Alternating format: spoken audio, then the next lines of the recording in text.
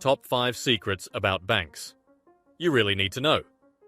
Did you know that Andrew Jackson, a former US president, once shared a wild idea that if people ever figured out how unfair our money and banking system really is, there would be a revolution the very next morning? And guess what? This was way before anyone even thought about the Federal Reserve or the Fed. Kinda makes you think, huh? Ever since the Fed came into play, it looks like the banking system has been favoring the rich. The crazy part, people have no clue about how all this works. They don't know how money is created or what the Fed's role is. Because of that, only a few people are getting the benefits, while the rest of us are left scratching our heads. And get this, Henry Ford, the car guy, also thinks it's probably best for most people to stay in the dark. He believed the day we all knew the reality, we'd be in the middle of a revolution before we knew it. So let's dig into what the banks are keeping a secret, what they don't want you to know, and how you can use this information to your benefit. If you're curious and ready to learn more, stick with us till the end. The creation and control of money. Okay, so first off, did you know that pretty much all the money we use is actually debt? Yeah, you heard me right. It sounds wild, but it's the truth. Let me explain how it works. When our government needs money, it doesn't just go into the process of making it. Instead, it borrows from the Federal Reserve, and right there, debt is born. This borrowed money, with a bit of interest added on, becomes part of what runs our country's economy. But hold on, where does the Federal Reserve get all this money to lend? Well, they kinda make it up literally printing it or creating digits in a computer. That means every dollar bill you have in your wallet is like a little IOU note in this huge financial system.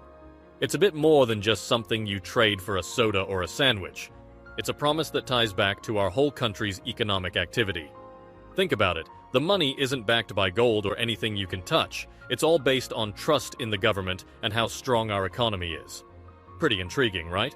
Or maybe we should call it a little bit scary. But this is the system that keeps our financial world spinning. It affects everything, from how much stuff costs at the store to the interest you get or don't get on your savings. Banks, not your financial guardians. While banks are definitely necessary, don't mistake them for your financial guardians. It's a bit tough to hear, but it's super important to understand. See, banks are in the game to make money, and their top priority is always keeping their shareholders happy. Helping you get rich or financially free, that's not their main goal. They're more focused on pushing products and selling services that fill their pockets. This simply means that any advice they give, even though it might sound super helpful, isn't always going to be the best for you. It's almost like they've been trained to give a sales pitch for every suggestion they make. So, whenever your bank comes up with advice or a product offer, don't just jump into it. Take a step back, think over it, and compare it against other options available. Ponder over the fact if it is genuinely good for you, or if is it only in favor of the bank's balance sheet. Remember, it's your hard-earned money and your future on the line. It's all about making choices that make sense for you. Don't let the shiny offers and smooth talk sway you without doing your homework. After all, in the world of money, the best decision is the one that helps you sleep better at night, knowing your financial health is in good hands, your own. The rich pay less. Here's a weird but totally true thing about banks. The more money you have, the less they charge you. Kind of the other way around, right? You'd think it would be fair for everyone, but that's not how it works. If you're rich, banks treat you like a VIP. It's that simple. They give you lower interest rates and better deals. Why? Well, they want those with deep pockets to stay with them, doing all their big transactions and investments. It's a bit lopsided if you ask me. Folks who aren't as wealthy end up paying more for the same banking services. This just makes the rich richer and the not-so-rich struggle a bit more. The bigger your bank balance, the easier and cheaper it is to manage your money.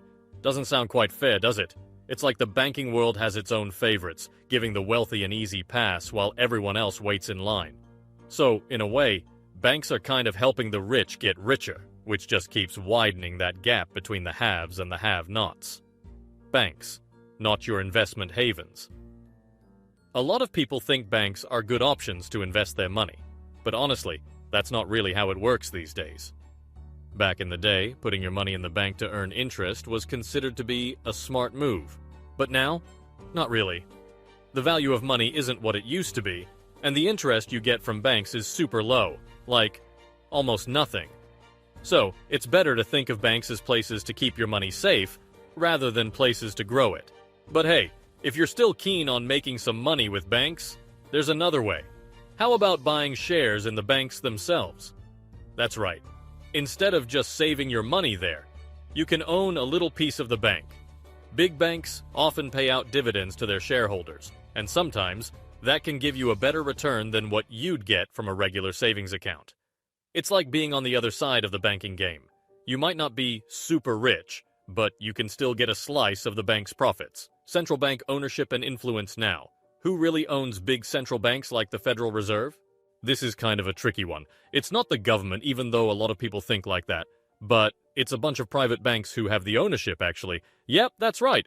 All these different banks have a share of their own in the central bank. It's kind of like the Federal Reserve is a club, and it's owned by its member banks. This setup makes you wonder, right? How independent can a central bank be if it's owned by a bunch of other banks? Can they really manage our country's money without playing favorites? Understanding who's got control here is super important. It tells us a lot about where financial power sits and how it's used. Like, who makes the big decisions about our economy? And can we trust them to be fair? It's a big deal because these central banks have a lot of influence. They decide everything from how much stuff costs to how easy it is to get a loan. So, knowing who's behind the scenes pulling the strings helps us get the full picture of how money moves and shakes things up in our world. And there you have it. 5 secrets about banks that solve the jigsaw puzzle of finance for you. We've covered everything from how every buck is actually a bit of debt, to why the rich get those amazing banking deals. It does make sense now, doesn't it? The banking world is not just about saving and spending. It's a whole different game of power and influence. Found this peek behind the banking scenes useful? Smash that like button to let us know. And hey, don't leave us hanging. Subscribe and join us for more eye-opening content. Catch you in the next one. Till then, stay smart and stay curious.